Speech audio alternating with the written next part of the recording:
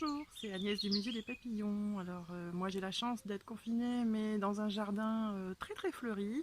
Donc ce que je vous propose c'est d'essayer avec tous les éléments qu'on a pu récolter ce matin, de s'inspirer d'un artiste contemporain qui crée des insectes avec des éléments floraux et puis essayer un petit peu de faire la même chose. Voilà, à tout de suite.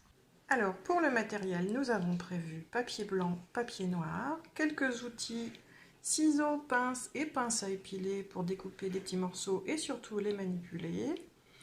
Et nous sommes allés plusieurs fois dans le jardin récupérer des végétaux divers et variés, des légumes, beaucoup de fleurs, pensées, fleurs de magnolia, spirée, jonquilles, jacinthe des bois, voilà, des élébores, beaucoup de choses très colorées. Des ombellifères également. Et pour ceux qui ont besoin d'inspiration, on a sorti les bouquins. Mais on a le droit de faire ce qu'on veut. Donc j'ai coupé la base de la fleur de magnolia. Je déroule les pétales. Je vais récupérer le pistil qui nous sera utile aussi. Hop. De la même manière, on va découper à la base du calice de la pensée.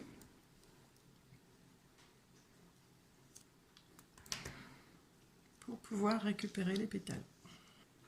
Des tiges de bruyère ou des branches de conifères à l'aspect urticant feront de très jolies pattes d'insectes. Alors on peut aussi aller explorer un petit peu les trésors qu'on a ramassés cet hiver. Des pommes de pin, des glands, des châtaignes, ou des fruits séchés de certains arbres, ou encore des graines. Et puis sinon on peut aussi aller explorer la cuisine avec maman. On va y trouver par exemple des bâtons de cannelle, des grains de poivre ou de genièvre, des clous de girofle ou de l'anis étoilé.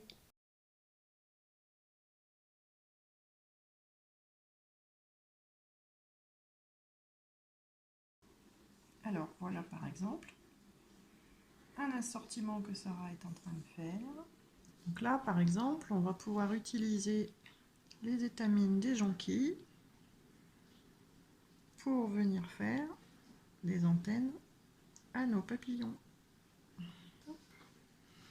Et si on voulait faire des papillons de nuit, on pourrait utiliser par exemple de la bruyère ou de l'aneth, des pluches d'aneth. Voilà, ça serait de très jolies antennes de papillons de nuit.